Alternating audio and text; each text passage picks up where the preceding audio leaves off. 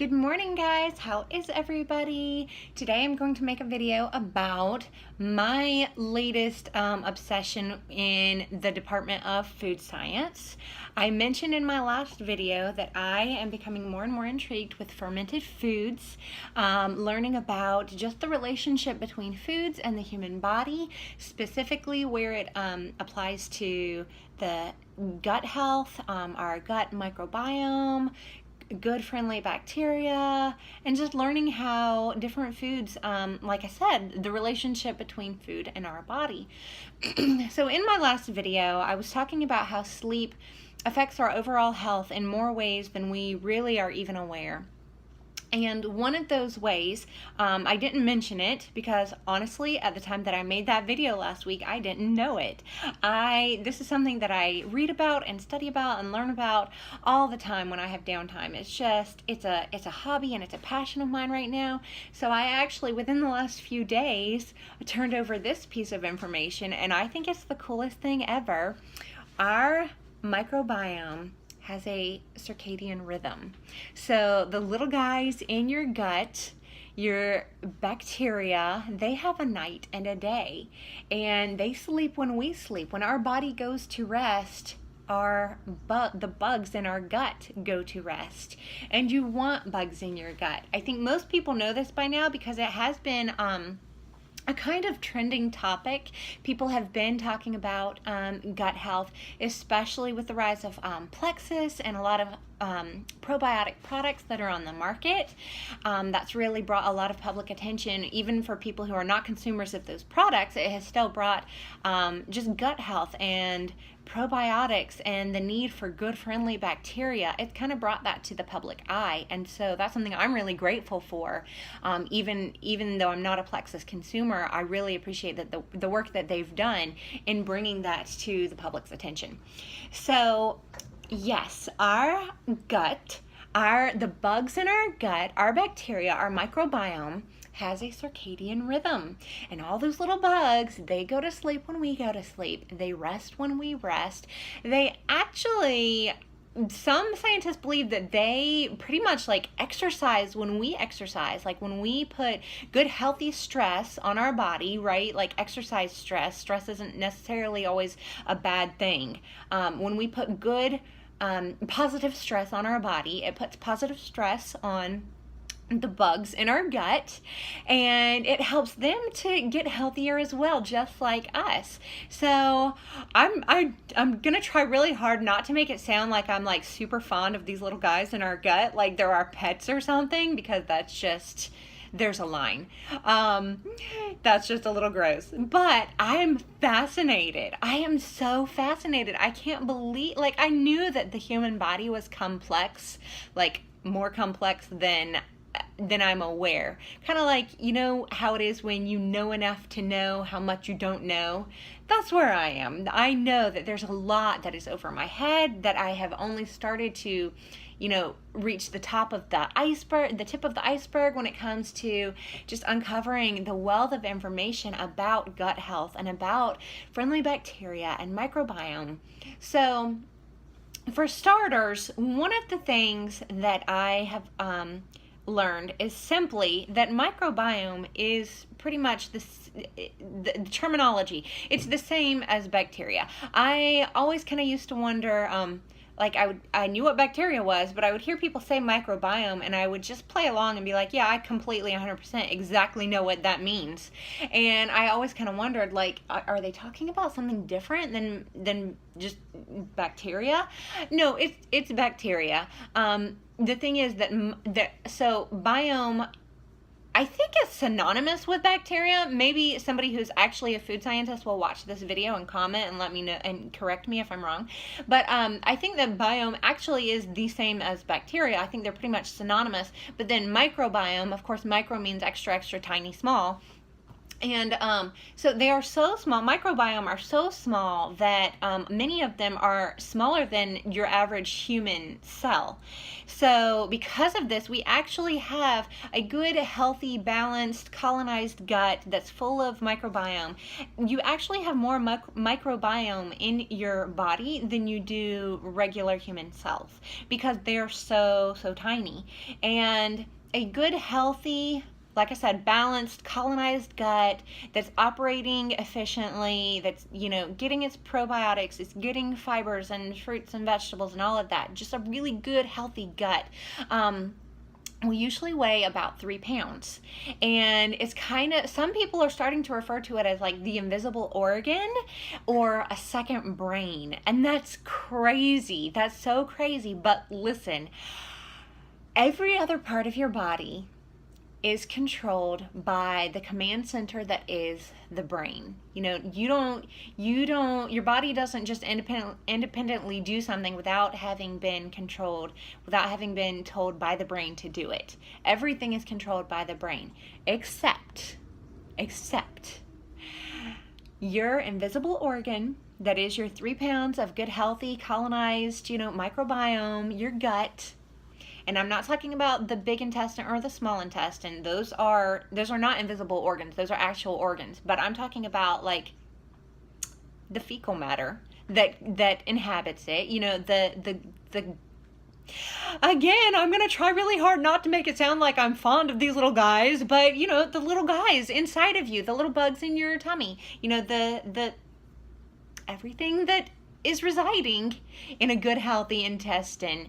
That 3-pound invisible organ that people are starting to call the second brain, some of those microbiomes, some of those bacteria in your gut are actually, studies are starting to show that they actually can control things independently from the brain.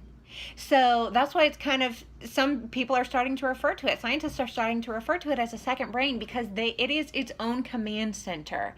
These little guys studies are starting to show that they can actually control certain functions. Now, like I said, I'm not a scientist myself. I can't actually tell you yet. I'm still learning. I'm not sure what those functions are. I'm not sure exactly what they are able to control or not control, but I do know that there are certain physiological functions that are controlled by gut biome.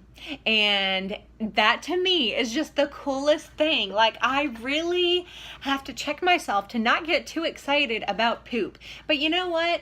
I'm a mom of 3. I have seen enough poop in my days, and it's been a negative enough thing and a nasty enough thing that I'm going to let myself have this. I'm going to let myself finally see poop as kind of a good thing in some ways. And there are elements of gut health that are so cool, and I'm sorry, but they do involve poop.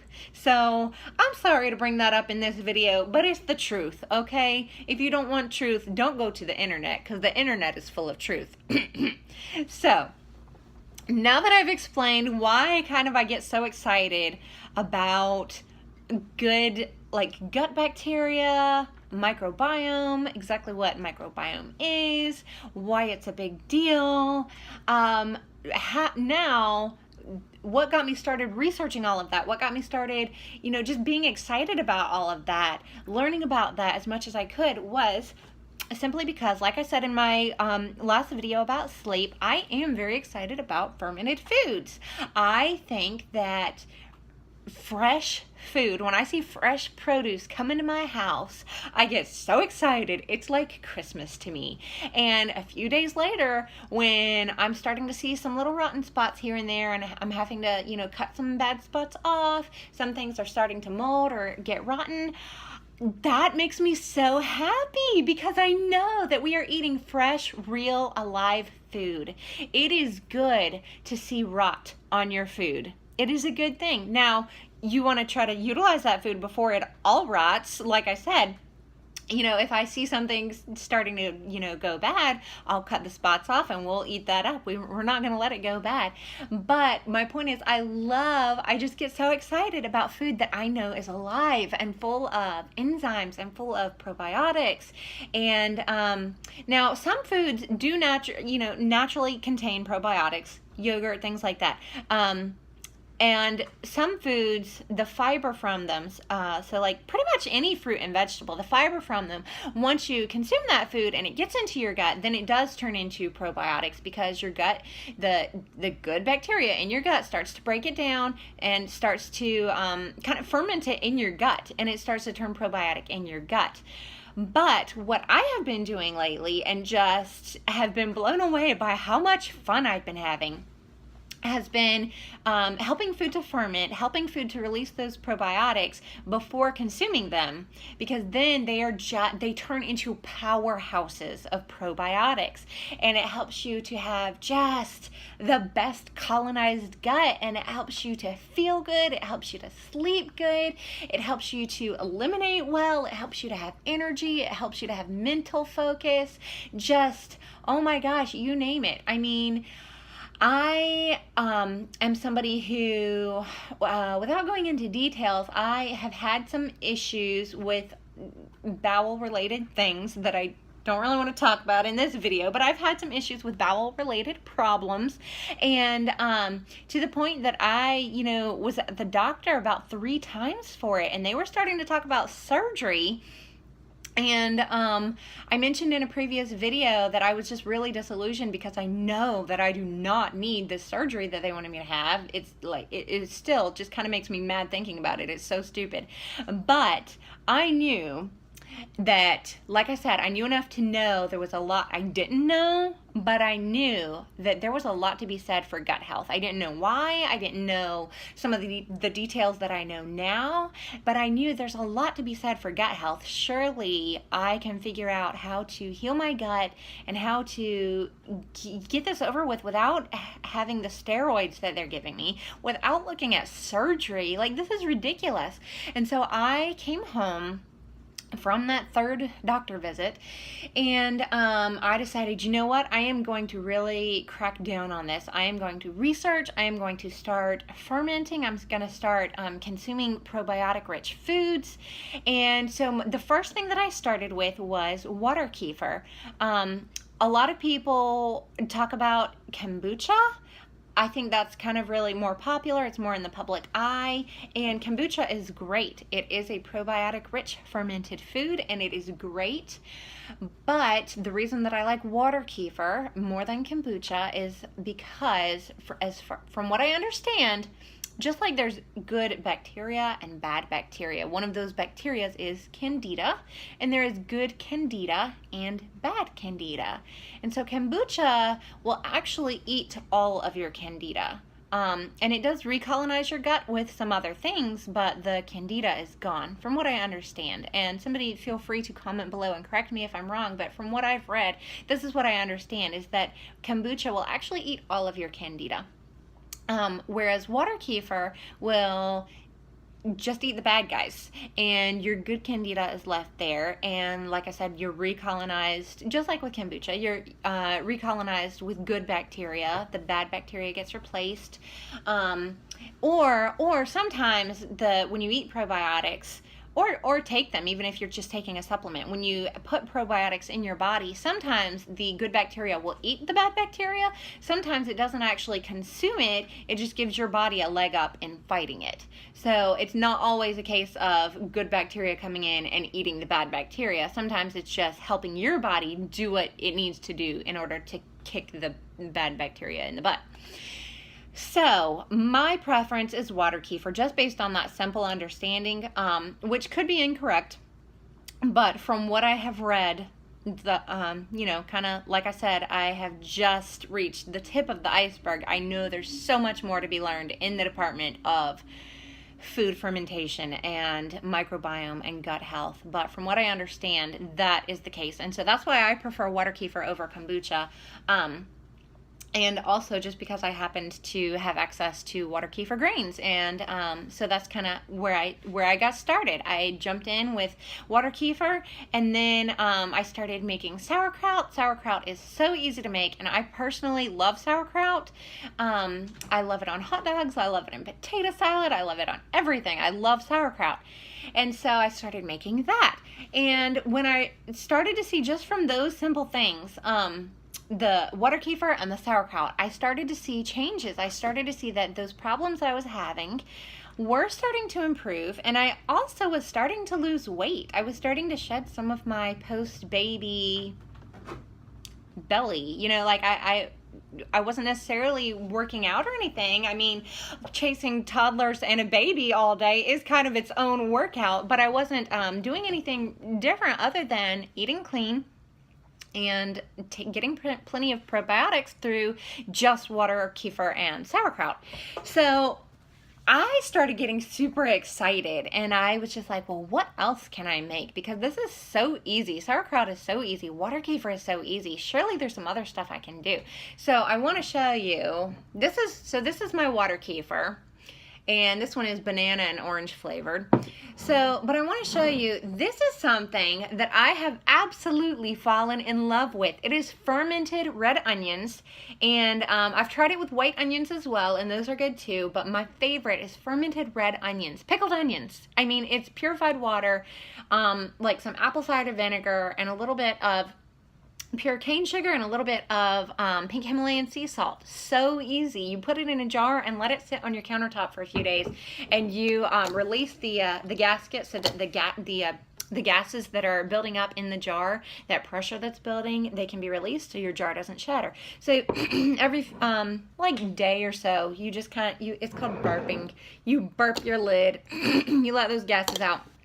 And this stuff, guys, is like one of my favorite foods now. I was blown away by how good these were and how much I love them. I wish that on this video, I wish you could smell this. They smell like French onions, like a French onion soup, or the little crispy, you know, French fried onions. That is what they taste like, but they have like the most beautiful crunch, and they're good on everything. I am like way too excited. Way too excited. It's stupid how much I love these. So I also have done, this is some pickled garlic.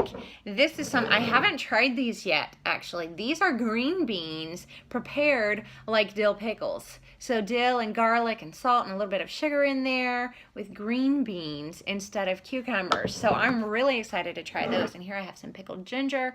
Some people also, this is just regular old pickled ginger, but some people will take like a muddler and they'll crush the ginger up real good, and they will keep adding to it every few days. They'll add a little bit more purified water, a little bit more sugar, and a little bit more ginger, and they call it a ginger bug because it's supposed to create, and I haven't tried it, but it's supposed to create this beautiful fizz that you then use to turn into ginger ale, and it's this really good, rich, probiotic ginger ale that you can basically drink soda and feel good about. Drinking this, they call it ginger beer, and I have tried ginger beer before, but I've never made it, so at some point I'm going to try that. This over here, I have some fermented ketchup. There is just so much you can do, and it's so easy, and you feel good about the fact that you're eating a live food, good raw live food, which sounds so weird, but it's so good for you, and it's so amazing, and I am way too excited about it. I just like I said, I love it when I start to see food rot, and I hurry up and eat it before it goes all the way. But the fact that it is starting to rot a little bit makes me so happy. Like, yes, I am feeding my family real live raw food. And it's not like our diet is just fermented food. I'm not that crazy yet. As my husband. But we're not, we eat a lot of fermented food, but it's not like some fermentation diet. I don't know what would happen to a human body if you only ate fermented food. Oh my gosh, now I'm really curious. But we do eat super clean, like I said, and we've been adding lots of fermented food to our diet. And my husband has even been seeing a difference. He has bad acid reflux, and he has been eating some of this fermented food, drinking some of this kefir water, and it has been, his acid reflux is almost gone. Like, it has been so long since he's had an episode. He's able to start eating foods that he wasn't able to eat before because they would give him heartburn, they'd give him reflux, and now he can enjoy those foods. It's just really amazing, guys. And I love it. I like I said, I am way too excited about the little guys in our gut. I'm way too excited about microbiomes and rotten food and fermented food, but I did want to explain why. And for anybody who's watching this and who is also maybe excited or maybe also a beginner about, with fermented foods, comment below and let me know. And I would love to hit you up with some of my Facebook groups and some of the Instagrammers that I follow that are just terrific resources. My favorite resource, if you are interested in this and want to get into it, just go to Pinterest. My favorite resource for everything. Go to Pinterest and just look up fermented food recipes, gut health, all of that, and you're going to find a wealth of information. So I will see you guys next time. If you enjoyed this video, please give it a thumbs up and don't forget to subscribe to my channel. I'll see you guys next time on Oh Her, and maybe Evie will be there next time. Bye, guys.